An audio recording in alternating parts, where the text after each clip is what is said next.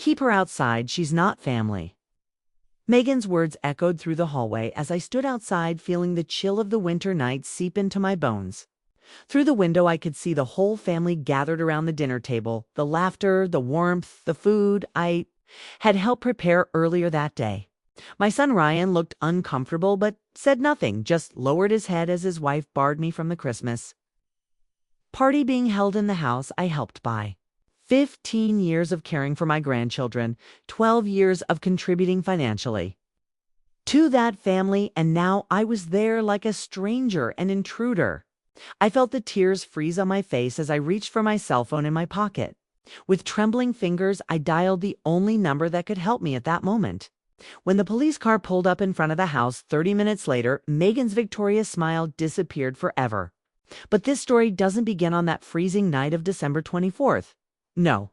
To understand how we got to this point, I need to go back much further. To when my son met the woman who would become his wife and my worst nightmare. If you're listening to me right now, you've probably experienced some kind of family conflict or know someone who has.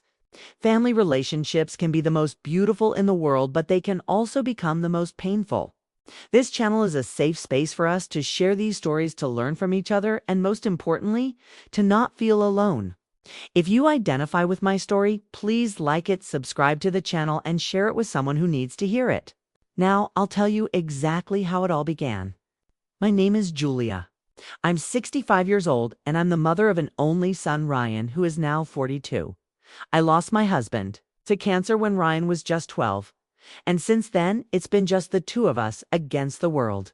I worked 2 jobs so he could get a good education and never have to worry about money while he was in school. I saved every penny I could for years to ensure he had a comfortable life.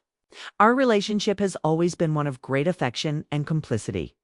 Ryan was a good son. He called every day, visited me regularly, and included me in his decisions. When he turned 25, already graduated and working as a civil engineer, he met Megan at a company event. I clearly remember the day he brought her to meet me. She seemed charming, polite, smiling, attentive. She brought me flowers, asked me questions about my life, and showed genuine interest in our family history. I confess I was enchanted by her. Finally, my son had found someone special. The courtship was brief, just 6 months before the proposal. At the time, I offered Ryan and Megan the opportunity to live in the house I had purchased as an investment in an upscale neighborhood in the city. It was a spacious 3-bedroom home, perfect for starting a family. They readily accepted. I remember Megan hugging me with tears in her eyes, telling me I was the mother-in-law she'd always dreamed of having. The wedding ceremony was simple but beautiful. I was beaming with happiness at seeing my only son building his own family. During the reception, Megan made a point of asking me to dance with her, and Ryan telling all the guests that I was not only the mother of the groom, but a second mother to her as well. The first few months after the wedding were peaceful. I kept my distance, visiting only when invited, and tried not to interfere in the young couple's life. When Megan became pregnant just for months after the wedding, I was overjoyed. She called me personally to share the news even before telling her own parents. I felt special, chosen.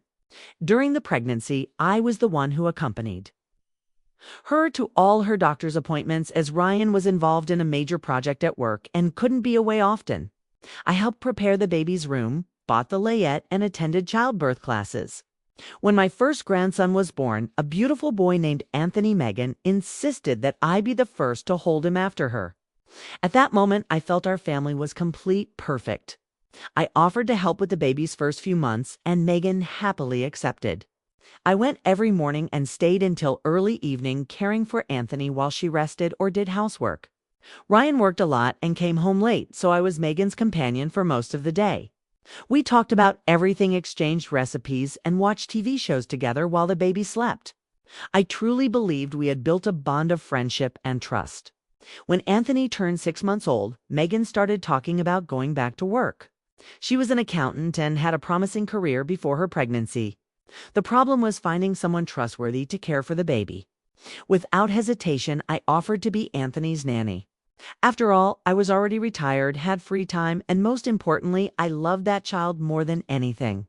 Ryan was a little hesitant at first, worried it would be too much work for me, but Megan loved the idea. Thus began my routine as my own grandson's nanny. Every day, Monday through Friday, I arrived at 7:30 a.m. and stayed until 6 p.m. when Megan returned from work. I didn't accept payment, of course, because caring for Anthony was a pleasure, not a job. The years passed and our family grew. 2 years after Anthony, Emma was born, a beautiful girl with her father's eyes. Once again, I took on the role of nanny and caregiver. My routine intensified as I now had 2 children to care for, of different ages with distinct needs. But I did everything with love, never complaining even when I came home exhausted. Seeing my grandchildren grow up healthy and happy was my greatest reward. Things began to subtly change when Megan was promoted at work. The new position brought more status, more money, and consequently, new friends. She started hosting dinners at home for coworkers and attending more sophisticated social events.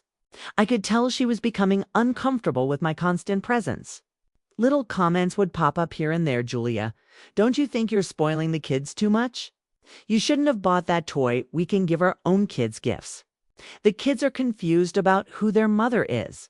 These words hurt, but I brushed them off, thinking it was just the stress of work talking. One night after one of these dinners with coworkers, I stayed later than usual because Emma had a fever. When everyone else had left, I overheard Megan talking to Ryan in the kitchen. I hadn't meant to overhear the conversation, but her words reached me clearly. "Your mom is always here, Ryan. We don't have any privacy. The kids call her mom sometimes. Have you noticed? You need to set some boundaries." Her tone was cold, far from the Megan I'd first met. Ryan replied something quietly that I couldn't understand, but from the tone, it seemed she was trying to diffuse the situation. The next day, Ryan called me in for a chat. Clearly uncomfortable, he explained that he and Megan thought it best if I only came 3 times a week instead of every day. They would hire a nanny for the other days. My heart sank, but I understood. After all, they were the parents. They had the right to make these decisions. I accepted the change without question, even though I felt something had broken between us. The new routine began the following week. I went on Mondays, Wednesdays, and Fridays. On the other days, a 23-year-old named Sophie looked after the children. Anthony, then 4, and Emma, 2, found the change strange. They asked about me on the days I wasn't there, cried when I had to leave. It broke my heart, but I tried to maintain my composure, explaining that Grandma needed to rest, too. The truth is, I didn't need to rest. My home, once a haven, now felt too empty and silent on the days I wasn't with my grandchildren. Over the next few weeks, I noticed other subtle changes. Megan no longer shared details about her work or friends with me. Our conversations were limited to children and household matters. Ryan also seemed more distant, calling less frequently and taking longer to return my messages. I tried not to show how this affected me, always keeping a smile on my face when I was with them. It was around this time that Anthony had a problem at school. His teacher called Ryan and Megan in for a talk, concerned about his aggressive behavior toward his classmates. Ryan called me distressed, asking if I'd noticed anything different about his behavior. I honestly replied that I had that in recent weeks. Anthony had seemed more irritable and less inclined to follow rules. I suggested that perhaps all the recent changes in his routine were causing him to feel insecure. Ryan thanked me for my observation and hung up. The next day, I got a call from Megan. Her voice was tense, accusatory. "Julia, Ryan and I talked about what's going on with Anthony. We think you're confusing him, saying things about us, about Sophie. He said you told him we don't spend enough time with him." I was shocked by the accusation. I'd never said anything like that to my grandson. I tried to defend myself, to explain that there had been some misunderstanding, but Megan wouldn't listen. "Let's take a break from your visits, Julia. We need to reorganize our family dynamic," and she hung up. I was devastated, not understanding what had happened. I called Ryan immediately, but he didn't answer. I texted, but he only responded hours later briefly, "Mom, it's best we take a break. We'll talk later." I stayed up all night, mentally replaying every recent interaction with Anthony, trying to understand where I might have gone wrong. I found no answer. A week passed without me seeing my grandchildren or hearing from them other than brief messages from Ryan saying everything was fine and that we would talk in person soon. Finally, after 10 agonizing days, Ryan invited me for coffee. We met at a cafe near his office. He looked tired with deep circles under his eyes. He said Anthony had admitted he'd made up the story because he was upset that I wasn't coming in every day anymore, and that he wanted me to go back to caring for him full time. Ryan apologized for Megan's accusation, but explained that she was under a lot of pressure at work, and that the situation with Anthony only intensified her stress. He asked me to give him a few more weeks of space before returning to regular visits with the children. I agreed despite the pain I felt. What could I do? Ryan was my only son, my only family besides my grandchildren. I couldn't risk losing contact with them completely. So I waited patiently, calling only occasionally to check on everyone without insisting on visits. After a month, Ryan called me saying I could see the kids again, but only on Sundays at their house for family dinner. I immediately accepted. That first Sunday, I arrived promptly at 11 a.m. with gifts for the kids and Ryan's favorite apple pie. Megan opened the door with a smile that didn't reach her eyes. The kids, on the other hand, ran to hug me, especially Anthony, who wouldn't let go. That lunch was tense, with Megan making passive-aggressive comments about how the kids were finally adjusting to the normal family routine. Ryan looked uncomfortable but didn't contradict her. This new dynamic continued for a few months. I would go on Sundays, spend a few hours with them, and then return to my lonely home. It was during this period that I began to notice changes in their financial situation. Megan had always been vain, but now she wore expensive designer clothes, new jewelry, and designer handbags. The house had new furniture, a huge TV, and state-of-the-art appliances. Ryan casually mentioned that they were thinking about upgrading their car, even though their current one was only 2 years old. One of those Sundays, Ryan asked me, seemingly without any ulterior motive, if I still kept my habit of keeping money at home. I replied that I did that. I was still somewhat wary of banks and kept some of my savings at home in a safe deposit box. He smiled and changed the subject, but the question lingered in my mind. The following week, I received an unusual call from Ryan in the middle of the afternoon. His voice was tense and worried. He explained that the company he worked for was experiencing financial difficulties and that some employees, including himself, would have their salaries delayed indefinitely. The problem was that they had recently taken on some debt counting on their regular salaries, and now they were in a difficult situation. Ryan had never asked me for money before, so when he finally got to the point of the call asking for a loan of crew, I've had 15,000 reals to cover the month's bills. I didn't hesitate to help. We arranged to meet the next day so I could deliver the money. On the agreed day, I went to their house. Megan wasn't there. She'd gone to a spa with friends, according to Ryan. He seemed genuinely grateful.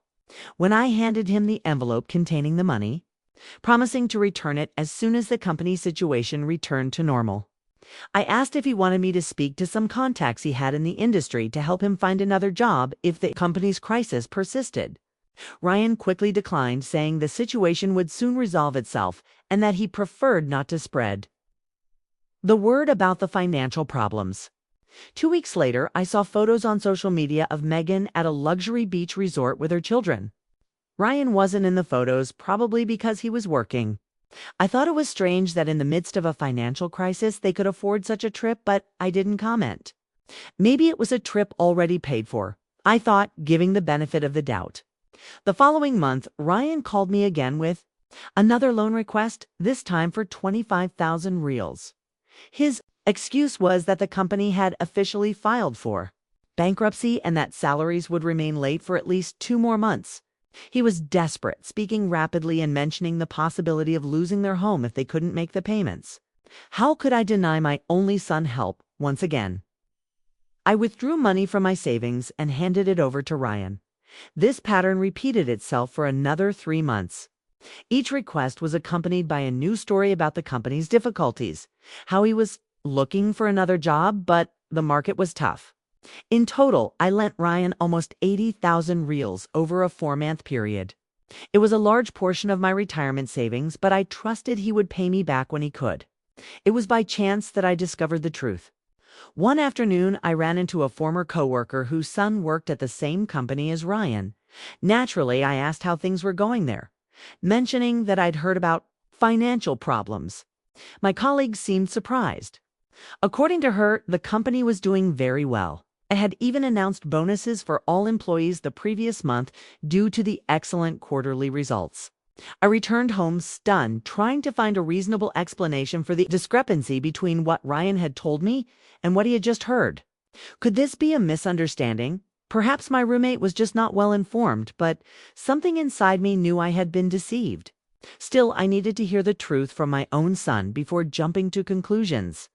That night, I called Ryan and asked to meet the next day at a coffee shop. He said it was important that we needed to talk about the loans. He seemed nervous, but agreed.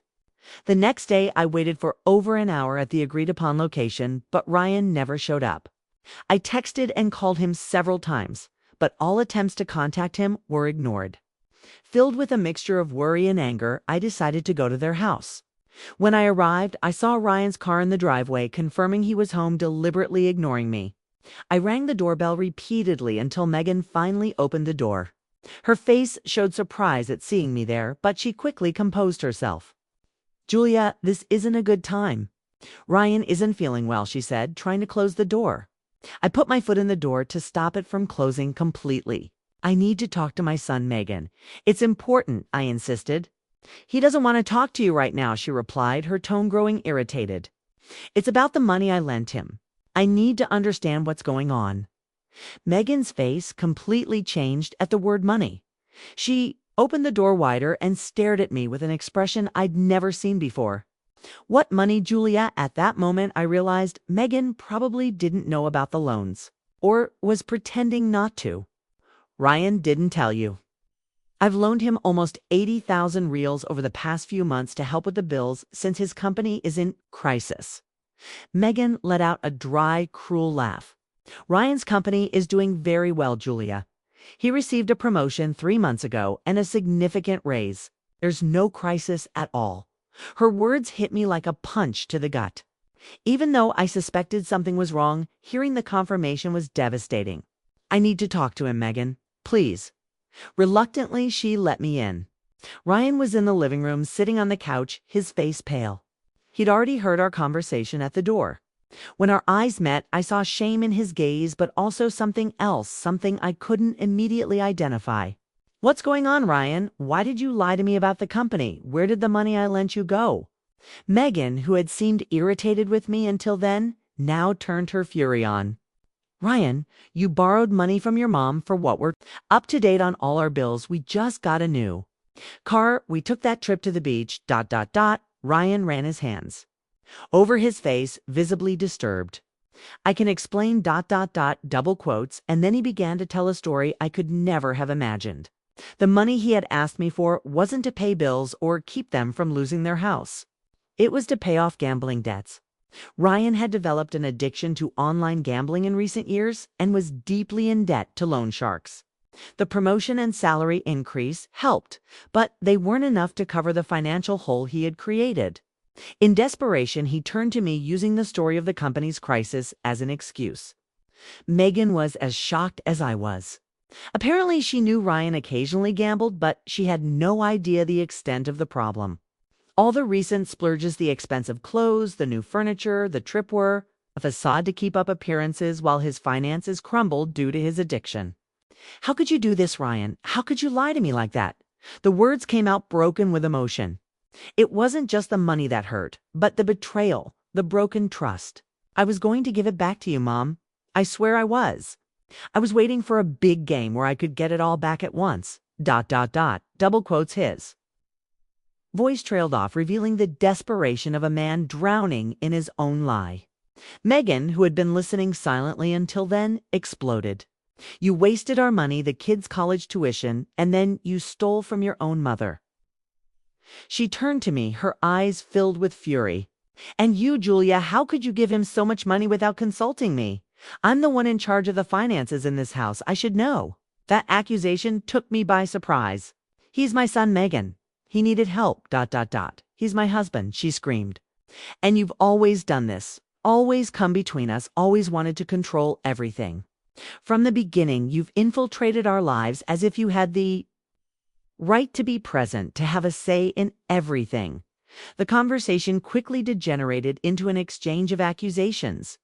Megan vented years of pent-up resentment, claiming I had suffocated their marriage with my constant presence, that I had confused the children about who was the mother figure, that I used money as a means of control. Ryan cowardly remained silent, defending neither me nor her. At the height of the argument, Anthony and Emma appeared in the living room, startled by the screams. Seeing the children, Megan lowered her voice, but her gaze remained filled with hatred. "I think it's best you leave, Julia. We need to resolve this as a family." "I am family," I replied, feeling the tears begin to flow. "No, you're just his mother," she replied, coldly pointing at Ryan. "We're family. You're an intruder." Those words cut me deeply. I looked at Ryan, waiting for him to say something to defend me, to acknowledge everything I've done for them over the years. But he remained silent, his head down, unable to meet either of our eyes.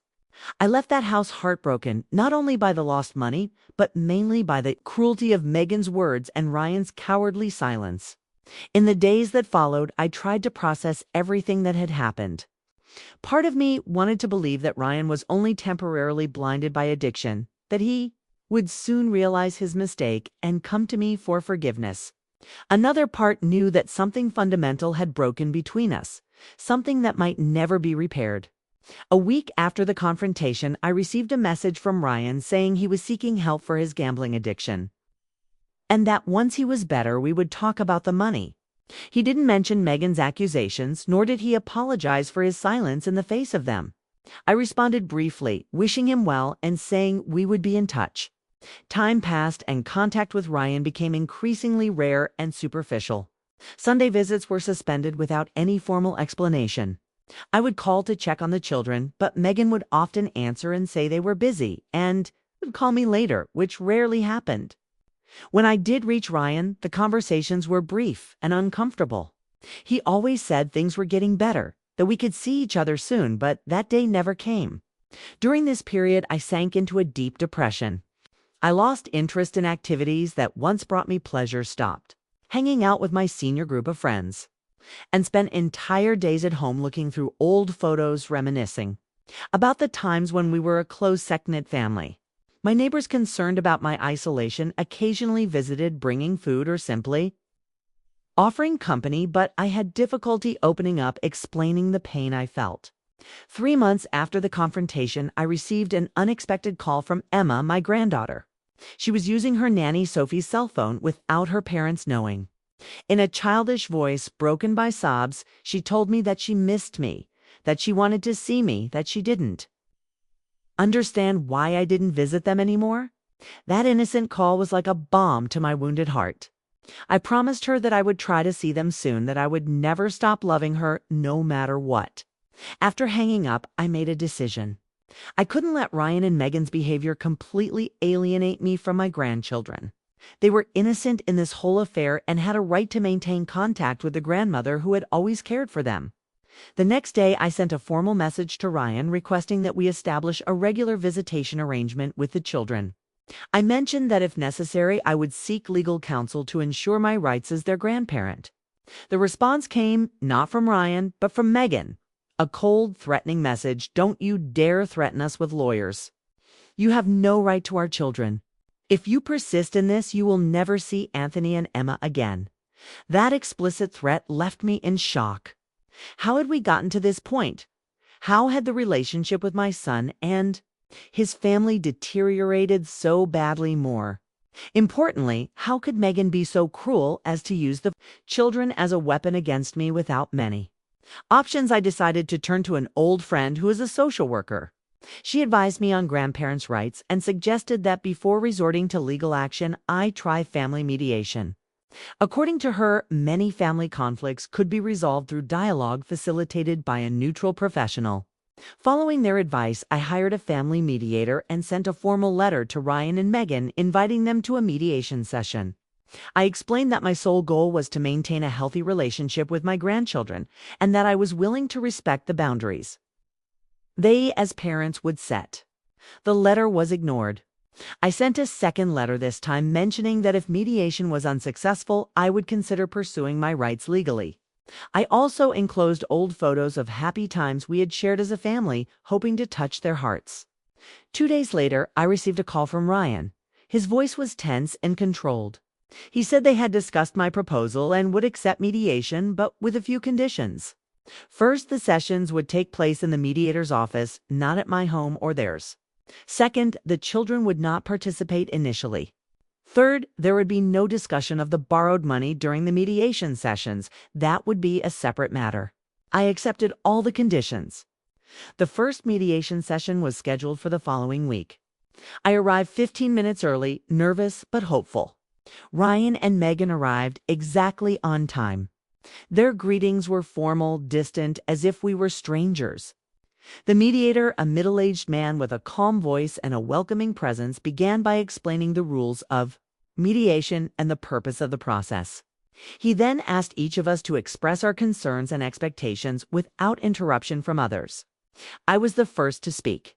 With a voice choked with emotion, I explained how much I loved my grandchildren, how much I missed being present in their lives, and how I was willing to respect the boundaries set by Ryan and Megan as long as I could maintain regular contact with the children. I spoke about the important role grandparents play in their grandchildren's lives, about the memories and values that are passed down through these relationships. Ryan spoke next. He acknowledged my important role in Anthony and Emma's lives, but expressed concern about what he called role confusion. He said the children sometimes seemed confused about who was in charge and what rules they should follow. He also mentioned that Megan often felt diminished as a mother due to my constant presence and the strong bond I had established with the children. Finally, Megan had her turn. Her speech was much harsher and more accusatory. She claimed that I had deliberately tried to take over the mothering role, that I used gifts and treats, too, by the children's affection, that I subtly criticized her parenting choices, and that I tried to control the family through money. She stated that while she understood the importance of grandparents, she believed my influence had become toxic to the family dynamic. The mediators skillfully identified the points of agreement between us. We all wanted the children's well-being, and we all recognized the importance of family ties. Based on these commonalities, he suggested we begin to build an agreement. After 3 mediation sessions, we reached a tentative arrangement. I would visit the children once a month for 2 hours in a public place, like a park or coffee shop. Ryan would always be present during these visits. There would be no gift exchanges without prior parental approval. The visits would be reevaluated after 3 months and could be extended if all went well. It wasn't ideal, far from the close relationship I'd cultivated with my grandchildren, but it was a start. I accepted the agreement gratefully, seeing it as a small step toward reconciliation. The first meeting after the agreement was awkward and tense. Ryan watched every interaction, every word exchanged between me and the children the entire time. Anthony and Emma, initially shy after months of not seeing me regularly, soon relaxed and began sharing stories from school, showing drawings they'd made, asking about my life. Those 2 hours passed too quickly. The monthly meetings continued, always under Ryan's watchful eye. I noticed that over time he seemed to relax a bit, occasionally stepping away to take a call or buy the kids ice cream, giving us a few minutes of privacy. Megan never showed up for these meetings, always having some commitment that prevented her from attending. After 6 months of this arrangement, Ryan suggested that the next meeting be at my house. It was a big step, a sign that trust was being rebuilt, albeit slowly. I lovingly prepared the house, cooked the children's favorite meals, and set up games and activities to keep us entertained. It was a wonderful afternoon. For the first time in a long time, I felt a glimmer of the old family connection we had. Life continued like this for a few more months. The get-togethers became more frequent, twice a month, sometimes at my house, sometimes at parks or coffee shops. Ryan was still present, but increasingly relaxed, less vigilant. The children showed the same affection again, running to hug me when they saw me reluctant to leave when the time was up. It was during this period of apparent improvement that I received another unexpected call from Ryan. He sounded nervous, speaking rapidly. He explained that he was facing some financial problems again and asked if I could help with 30,000 reais. He said it was for a major investment which would double in value within a few months, and that this time he would pay me not only the new loan, but also begin paying back the previous $80,000. The proposal set off alarm bells in my mind. Had Ryan really sought help for his gaming addiction, or was he trying to manipulate me again? I replied that I needed to think about it, that we would talk about it in person. The next day, I met Ryan at a cafe. He brought documents about the supposed investment, spoke enthusiastically about the expected returns, and swore that this time was different, that he had learned from his mistakes. I listened attentively, asking pointed questions about the details of the deal. Something didn't seem right. The promised returns were too high to be realistic, the company mentioned in the documents was unknown, and the guarantees offered were vague. When Ryan finished his presentation, I looked him in the eye and calmly said, "This is another game plan, isn't it?" His face paled. He tried to deny it, taking offense at my lack of trust, but soon his facade crumbled. Yes, it was another scheme. He had started gambling again, was in debt again, and needed the money to pay off the loan sharks who were threatening him. I felt a mixture of disappointment and anger, but also a strange sense of clarity. Ryan's addiction hadn't been properly treated, and he was still on the same self-destructive path. More importantly, he was still willing to use me, lie to me, and jeopardize our fragile relationship for money. "I can't give you more money, Ryan. Not like this." "Not to feed your addiction," he said firmly. "What I can offer is help in seeking serious treatment. I can pay for a specialized clinic. I can support you through the process, but I won't finance any more gambling." He reacted angrily, accusing me of not caring about him, of abandoning him when he needed it most. He reminded me of everything I'd said about families supporting each other in difficult times. He tried to make me feel guilty, manipulating my maternal feelings. But this time I was prepared.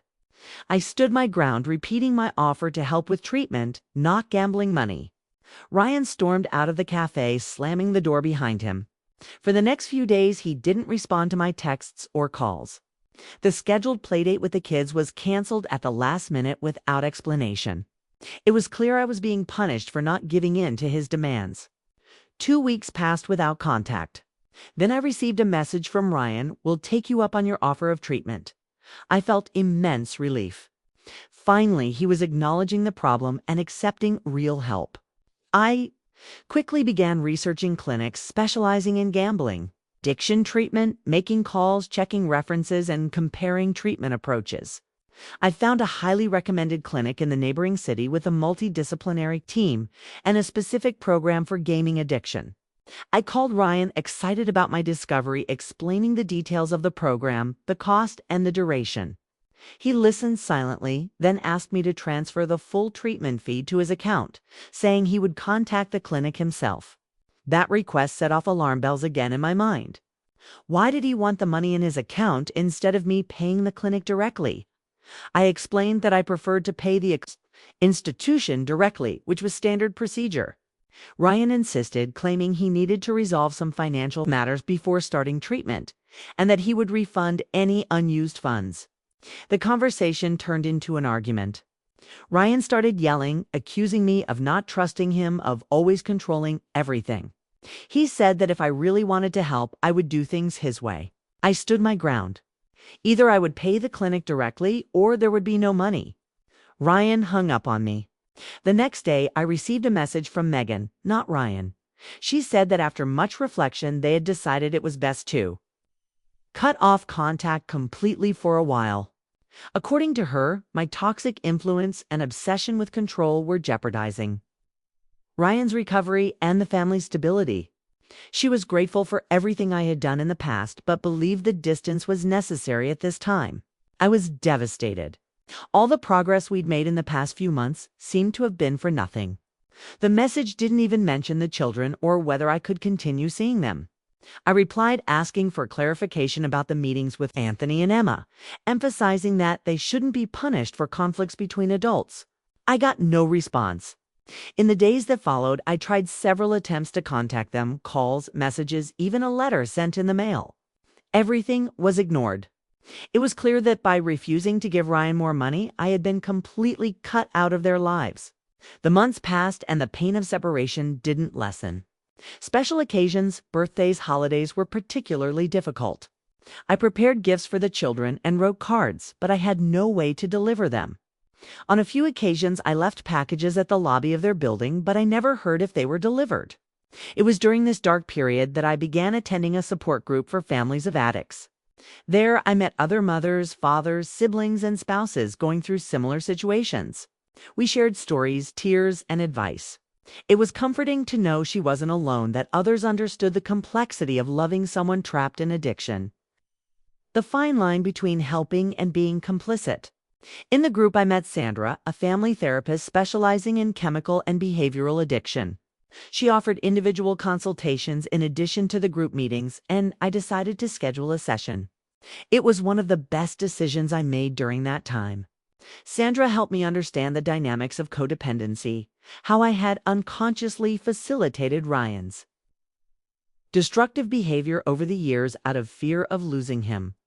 "Julia, your son is an adult who makes his own choices," Sandra said in one of our sessions.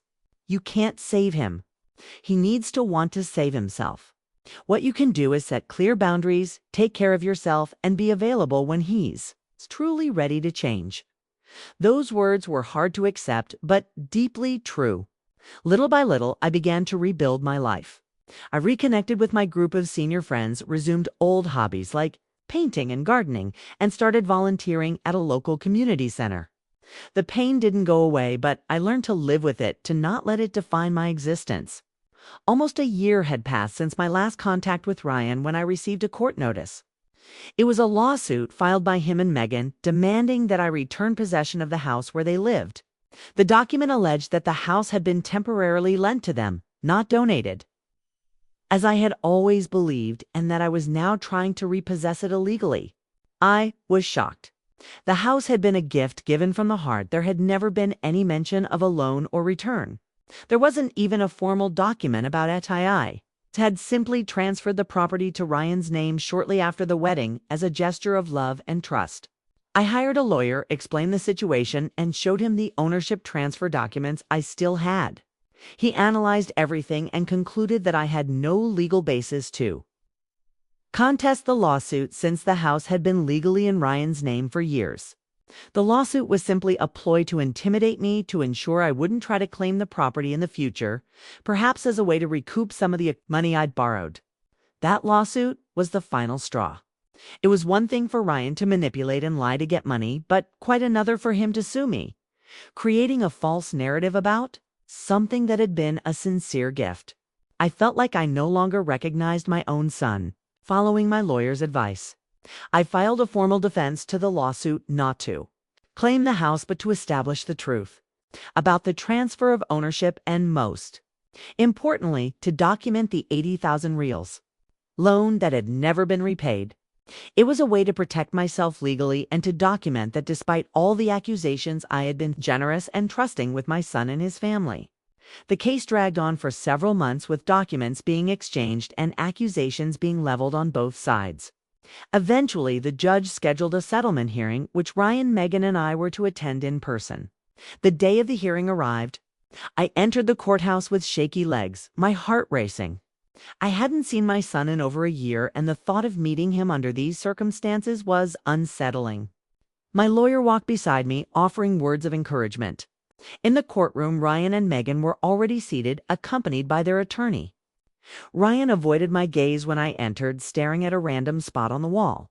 Megan, on the other hand, stared at me with an expression that mixed contempt and triumph.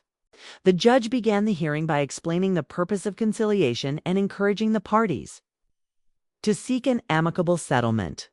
My lawyer presented our position. I acknowledged that the house was Ryan's legal property, and I didn't dispute that, but I wanted it to be noted that it had been a donation, not a loan, and that our $80,000 loan later should be recognized as a legitimate debt.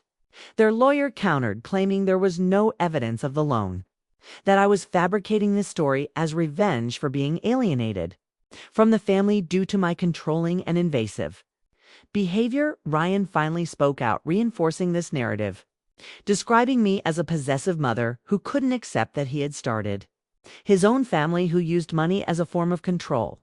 Hearing my own son distort our story in this way was devastating. Tears streamed down my face as he spoke, but I remained silent, respecting the process. When it was my turn to speak, I took a deep breath and began, "Your Honor, I'm not here to get the house back. It was a gift from the heart. There was never any intention of taking it back. I'm here only to establish the truth about the money subsequently borrowed. I have no material evidence other than the withdrawals made from my account during the aforementioned period, but I have the truth on my side." The judge, realizing the emotional toll involved, suggested that the parties speak privately without their lawyers to try to reach an understanding. Ryan initially resisted the idea, but eventually agreed. We were shown to a small, simple room with a round table and 3 chairs. For a few minutes we sat in awkward silence. Finally, I summoned the courage to speak. "Ryan, what happened to us? How did we get to this point?" He sighed deeply. "I didn't want things to come to this, Mother. But you left us no choice. Your control, your constant interference." "What control, Ryan? What interference? Taking care of your children when you needed them, giving them a place to live, lending you money when you asked for help. You always wanted to do everything your way. You always criticized Megan's mothering choices. You always tried to come between us. ... That's not true, son, and you know it. I've always respected you as parents. I've always tried to help without interfering." Megan, who had been watching silently until then, interrupted. "That's not how we remember it, Julia. You always had your own agenda. Always wanted to be the center of the family." The conversation continued in this vein for some time, each side presenting their version of events without much progress. It was clear we lived in parallel realities with completely different perceptions of the same events. When we returned to the courtroom, the judge asked if we had reached an agreement. We responded negatively. He then decided to postpone the decision, requesting that both parties submit additional documentation to support their claims. I left the forum emotionally and physically exhausted. That encounter confirmed what I already suspected. My son had chosen to believe a distorted narrative about our relationship, perhaps as a way to justify his own actions or to avoid facing the guilt of having manipulated me. Over the next few weeks, I gathered all the documentation I could to support my story bank. Statements showing withdrawals of the amounts and dates mentioned. Text messages in which Ryan thanked me for the loan and promised to return it, and statements from friends and neighbors who were aware of the situation. My lawyer prepared a comprehensive dossier and presented it to the judge. The court ruling came 2 months later. The judge acknowledged that the house was indeed Ryan's legal property, confirming that it had been a donation, not a loan, as they claimed. Regarding the 80,000 reals loan, the judge found there was sufficient evidence to recognize it as a legitimate debt and ordered Ryan to repay the amount with monetary correction in 24 monthly installments. It was a partial but significant victory. Not for the money itself. By then, I'd already accepted that I'd probably never see it again, but for the official recognition of the truth, for establishing a legal record that contradicted the distorted narrative Ryan and Megan had created. Ryan complied with the court order for only 3 months, paying the first installments on time. Then the payments stopped. My lawyer suggested we file foreclosure, but I decided against it. The process had been too painful, and I didn't want to prolong the agony. I chose to accept the financial loss and move on with my life. Time passed, and I no longer heard directly from Ryan, Megan, or the children. Occasionally, I heard from mutual acquaintances. Anthony had joined the school soccer team. Emma had started ballet lessons. The family had bought a new car. Small fragments of the life I should have been sharing, but from which I had been excluded. That Christmas, the first I'd spend completely alone in decades, I decided I wouldn't stay home rehashing painful memories. I booked a trip to a nearby tourist town where a seniors group was organizing a special celebration for seniors who, for various reasons, would be spending the holidays away from their families. It was a different but comforting experience. I made new friends, participated in festive activities, and managed to smile genuinely for the first time in a long time.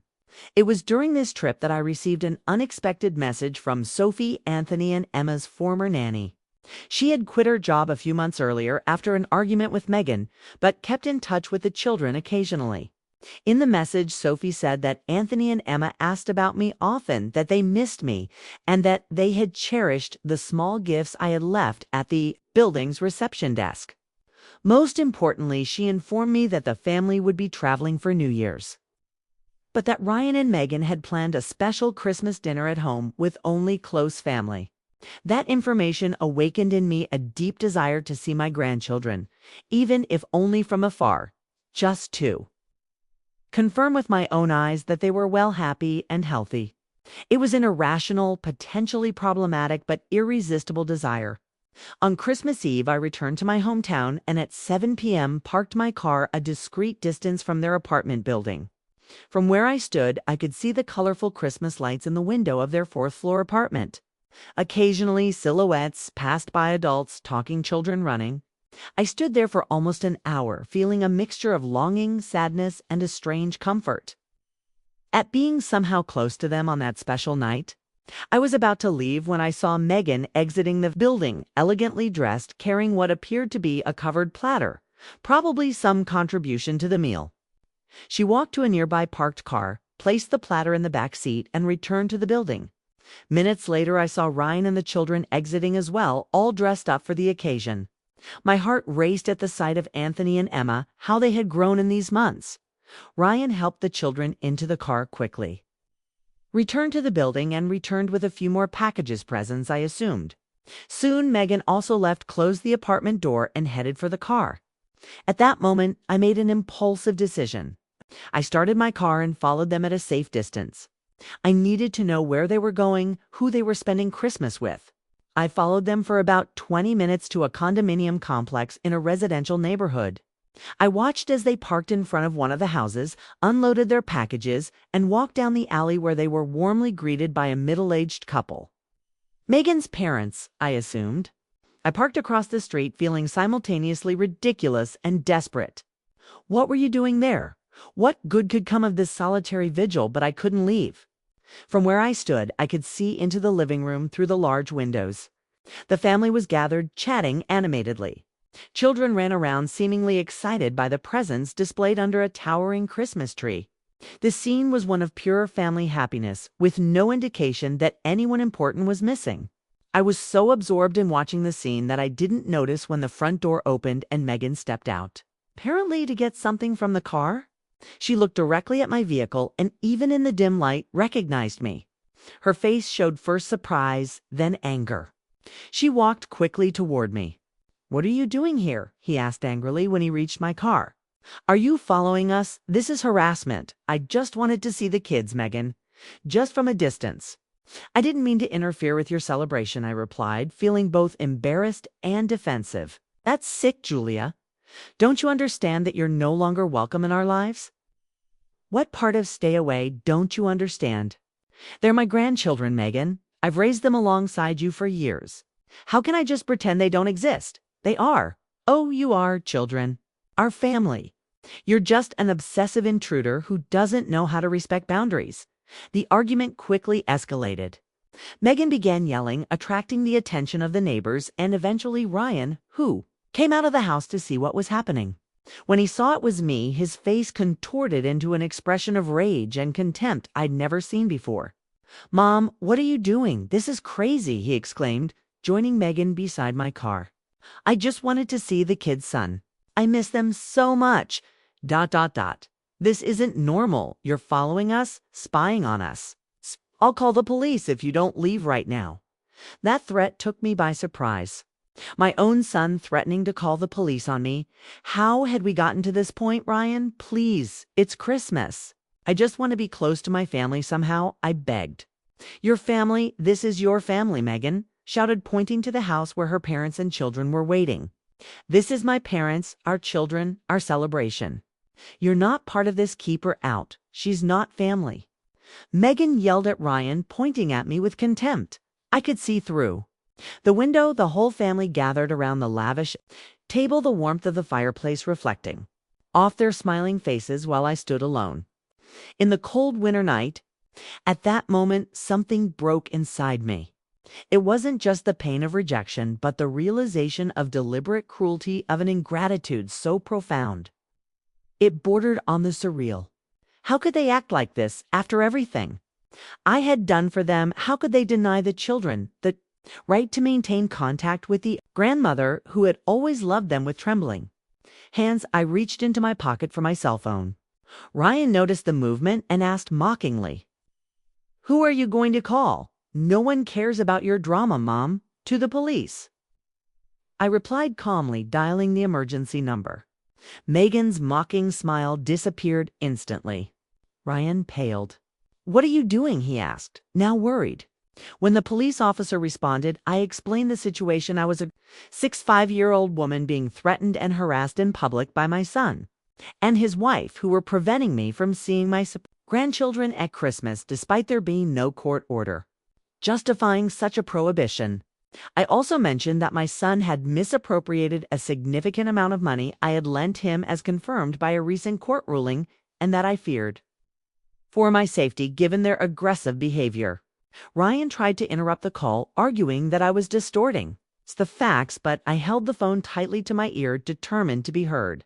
The operator informed me that a patrol car would be dispatched to the scene in a few minutes. "You're completely out of your mind," Megan yelled when I hung up. "Calling the police on Christmas Eve? What kind of person does that to their own family? What kind of person kicks out their own mother, their children's grandmother, on Christmas Eve?" I retorted. "What kind of person manipulates, lies, steals, and then acts like they're the victim?" Ryan, realizing the gravity of the situation, tried a more conciliatory approach. "Mom, let's resolve this like adults. We don't need to involve the police. Go home, we'll talk after the holidays calmly." "No, Ryan. The time for conversations is over. You've had countless opportunities to act with decency, with humanity. Now you'll face the consequences of your choices." The police car arrived about 15 minutes later. 2 officers got out and approached us. Ryan immediately took the lead, trying to explain that it was just a family dispute, that I was confused and emotionally unstable. The officers, however, asked to hear my side of the story. Calmly and clearly, I explained the entire situation, how I had helped Ryan and Megan financially over the years, including donating their home, how I had been my grandchildren's primary caregiver for years while they worked, how Ryan had manipulated me into taking out loans that were never repaid, how they had excluded me from the children's lives without valid justification, and how they were now publicly threatening and humiliating me for just wanting to see my grandchildren at Christmas. The officers listened attentively, asking occasional questions to clarify points. When I mentioned the recent court ruling regarding the unpaid loan, one of the officers took specific notes. Ryan and Megan tried to dispute my account, but their explanations sounded confusing and contradictory. One of the officers stepped away to make some calls, while the other remained with us. When the first returned, he called his colleague for a private conversation. After a few minutes, they returned and reported that although the situation was primarily civil in nature, there were elements that warranted further investigation, especially regarding the alleged misappropriation of funds. "Ma'am, would you like to file a formal complaint against your son and daughter-in-law?" one of the officers asked. I looked at Ryan, searching his eyes for any sign of the loving, respectful son he had once been. I found nothing but anger and fear of the consequences, not regret for what I had done. I glanced at the house where my grandchildren were probably wondering what was happening outside. "Yes," I finally replied. "I want to file a complaint." The officers then informed Ryan and Megan that they would need to accompany them to the police station to provide a statement. They weren't being arrested, but refusing to cooperate could result in being taken into custody. Megan's face contorted into an expression of pure hatred directed at me. "You'll regret this, Julia. You'll never see Anthony and Emma again." "Never." Ryan looked shocked, unable to believe it had come to this. "Mom, how could you do this in front of Megan's entire family on Christmas Eve?" "You started this, Ryan." "I'm just finishing it," I replied, feeling a strange calm wash over me. Love doesn't mean letting people walk all over you. Love also means demanding respect. The officers asked Ryan and Megan to inform their family about what had happened and accompanied them to the police station. I watched them enter the house, and minutes later they emerged. accompanied by Megan's parents, who looked at me with a mixture of confusion and disapproval. The children didn't appear; they were probably kept away from all the commotion.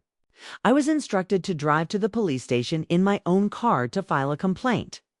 During the drive, a mix of emotions overcame me: sadness about the situation, fear of the consequences for my family, but also a strange sense of liberation. For the first time in a long time, I was acting in self-defense, refusing to be manipulated, to be treated as disposable by people who should value me. At the police station, I gave a detailed statement, presented the documentation I had with me regarding the loan and the court ruling, and reported the threats I had received. Ryan and Megan were questioned separately. The proceedings lasted several hours, extending into the early hours of Christmas morning. When I was finally released, it was already past 3:00 a.m. Ryan and Megan had left earlier, apparently released after agreeing to appear for further statements when summoned. The police officer who escorted me out informed me that, based on my account and the documentation I presented, an investigation would be opened into possible misappropriation of funds, as well as threats and insults. I drove home in a state of emotional numbness. Christmas Eve, which should have been one of togetherness and joy, had turned into a legal nightmare. Part of me questioned whether I had done the right thing, whether I had overreacted. But another part knew this confrontation was inevitable, perhaps even necessary. I had been patient, understanding, and generous for far too long, allowing them to treat me worse and worse. Some kind of boundary needed to be drawn. In the following days, I didn't hear from Ryan or Megan. I assumed they were furious, planning retaliation. I redoubled my home security and informed nearby neighbors about the situation, asking them to be alert for any suspicious activity. A week after the incident, I received a call from an unknown number. It was Megan's mother. Surprisingly, her tone was not hostile. She explained that after the incident on Christmas Eve, she had questioned her daughter and son-in-law in detail about the situation. She confessed that she had always doubted their version of me as a controlling and manipulative mother-in-law, as it contradicted what the children themselves said about me. After much prodding, Ryan finally admitted the truth about the loaned money and how they had deliberately excluded me when I refused to continue funding their gambling addiction. Megan's mother said she was deeply disappointed with her daughter and son-in-law's behavior, and that she understood my desperate attitude on Christmas Eve. She informed me that Anthony and Emma were constantly asking for me and suggested we could find a way for me to see them occasionally, perhaps under her supervision, without Ryan and Megan knowing. I thanked her for her understanding and the gesture, but explained that I didn't want to create further conflict or put her in a difficult position with her own daughter. We agreed to work out a solution that would be beneficial for the children without causing further problems. 2 weeks later, I received another unexpected call, this time from a different lawyer than the one who had represented me in the previous case. He introduced himself as Ryan and Megan's lawyer and said his clients were willing to negotiate a settlement to close the police investigation. The proposal included full payment of the loan with monetary correction and the establishment of regular visitation arrangements with my grandchildren under specific conditions. In exchange, I was to withdraw the complaint and sign a document committing not to file new lawsuits related to the same matter. I consulted my own attorney before responding. He reviewed the proposal and suggested some modifications, particularly regarding the visitation arrangements, which he considered too restrictive.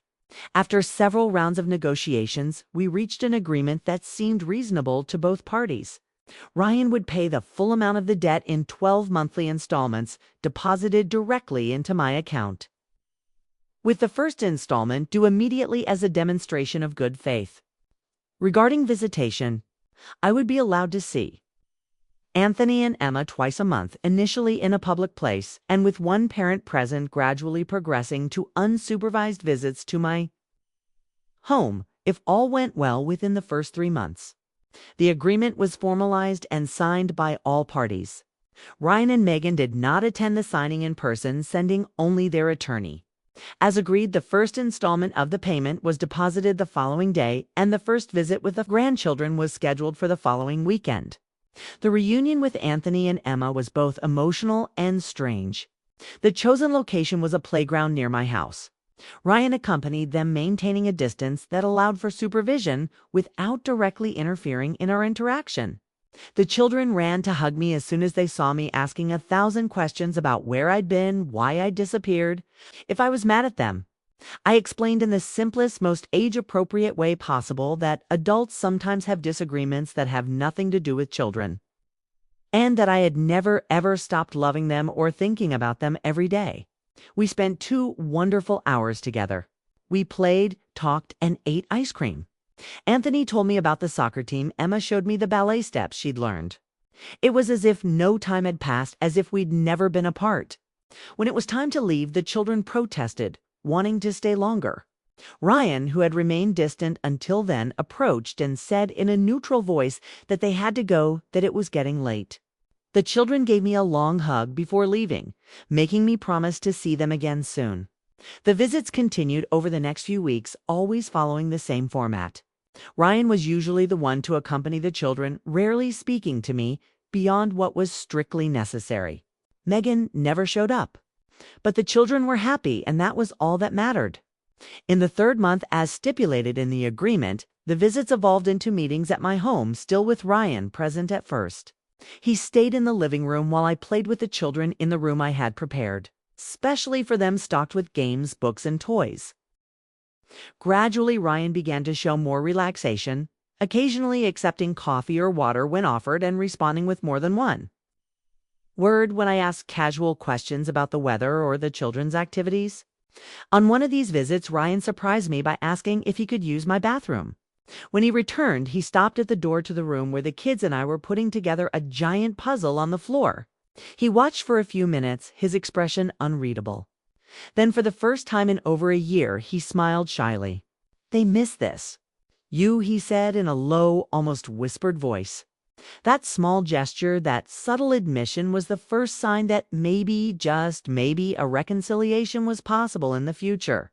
I didn't respond directly, just smiled back and continued helping Emma find the missing piece.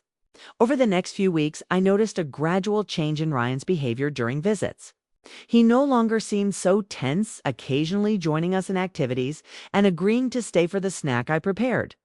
Once, when saying goodbye, he said thank you with sincerity in his voice, the first genuine display of gratitude in a long time.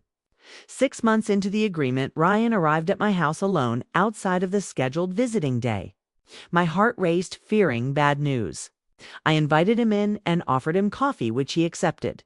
We sat at the kitchen table as we had so often in the past when he was still my confident, loving little boy. "Mom," he began, his voice hesitant, "I need to tell you some things." He then revealed that he had finally sought serious treatment. For his gambling addiction? Not because of external pressure, but because of a personal decision after seeing the damage it had done to his life and relationships. He had been attending Gamblers Anonymous meetings for 4 months and had a sponsor who helped him through times of temptation. He was also in individual therapy, working through deeper issues related to his compulsion and how he coped. "What happened on Christmas Eve was a turning point for me," he admitted. "Seeing it through other people's eyes, the police.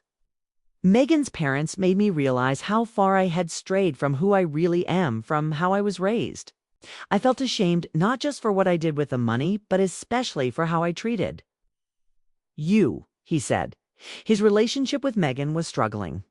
She was reluctant to accept that he had a serious gambling problem, preferring to blame other factors, mainly me, for their financial and emotional problems. The revelation that he was in treatment and the resulting behavioral changes created additional tension between them. "I'm not here to badmouth Megan or play the victim," he clarified. "I know I'm primarily responsible for what happened. I just want you to know that I'm trying to change, trying to be the man you raised, the father my children deserve." His words touched me deeply. It wasn't a formal, elaborate apology, but it was sincere and came from the heart. I responded that I loved him, that I always would, regardless of the mistakes he'd made, and that I was proud of him for seeking help. I offered to support him with whatever he needed on his journey to recovery. About the money, he said, "I will continue to pay as agreed. I know it will take time to rebuild your trust, and I am willing to do whatever it takes to do so. We talked for over 2 hours that afternoon. There were no grand promises or dramatic vows of change. Just an honest conversation between mother and son, acknowledging mistakes, expressing true feelings, and beginning to rebuild a bridge that seemed irreparably damaged. Ryan left with a hug as first, and over a year and a promise to talk more. I was left with a sense of cautious hope. I knew the road to true reconciliation would be long and possibly bumpy, especially considering Megan's resistance, but it was a significant start. Over the next few weeks, the children's visits continued as before, but now Ryan seemed more present, more engaged. Occasionally, he mentioned things about his treatment, insights he'd gained, changes he was implementing in his life. Megan remained absent, but Ryan commented that she was processing things, which I interpreted as a sign that perhaps eventually we two could rebuild some kind of relationship.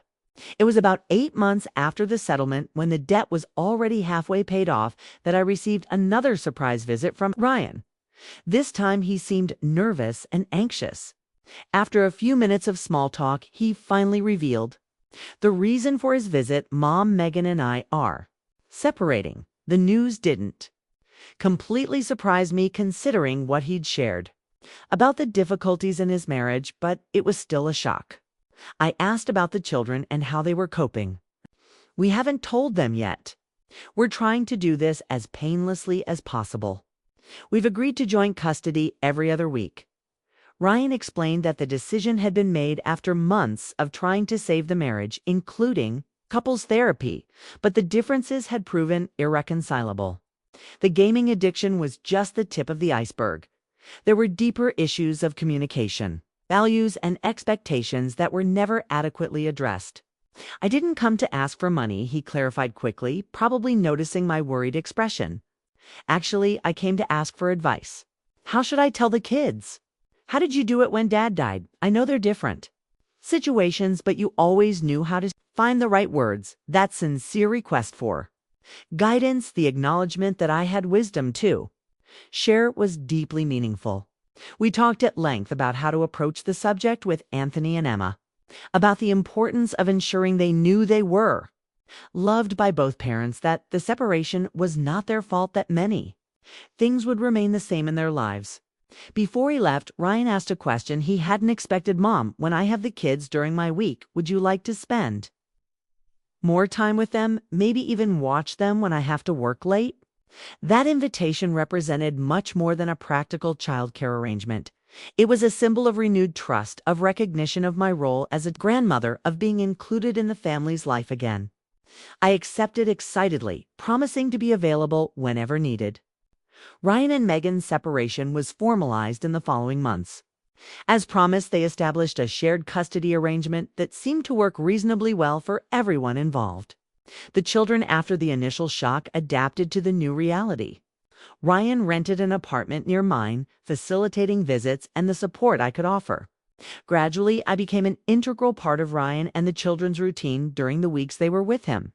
I picked up Anthony from school when Ryan had meetings, took Emma to ballet lessons, cooked dinner for everyone, and helped with homework.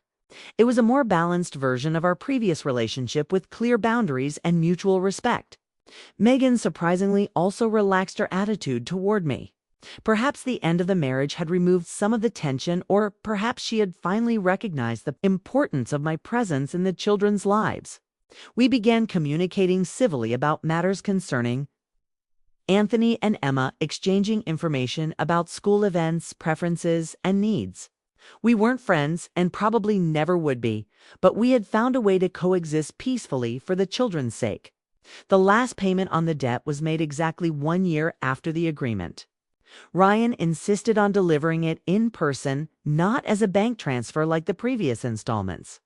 Along with the check, he included a handwritten card expressing his regret for the pain he had caused and his gratitude for my forgiveness and the second chance. You taught me by your example what it means to truly love even when it's hard, he wrote. I hope one day to be half the person you are. That moment marked not the end, but a new beginning in our family history. A story of mistakes and redemption of wounds and healing of losses and new beginnings. A story that continues to be written every day with new chapters, new challenges, but also with a renewed and more conscious love. Today, 3 years after that Christmas night that changed everything, our family has found a new balance. Ryan has been sober for almost 3 years, has built a stable career, and is a present and loving father.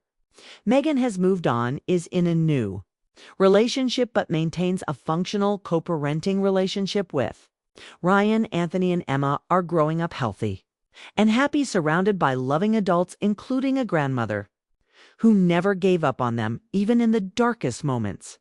As for me, I learned valuable lessons on this journey. I learned that love doesn't mean allowing abuse, that setting boundaries is an act of self-respect, that sometimes you have to lose something to recover it in a healthier way. I learned that families can be broken and rebuilt, different but equally valid. And most importantly, I learned that it's never too late to start over, to heal, to forgive us and yourself. If you've made it this far in my story, you might identify with some aspect of it. Perhaps you're a mother struggling to maintain connection with her adult children, a grandmother deprived of contact with her grandchildren, someone who is financially manipulated by loved ones, or simply someone trying to rebuild relationships after painful conflicts. Know that you are not alone, that there is hope even in situations that seem irreparable. That setting boundaries is not selfish, but a necessary act of self-care.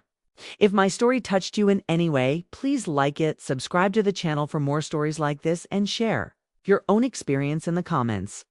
Together, we can learn, grow, and find the strength to face the challenges that family relationships inevitably bring. Thank you for listening.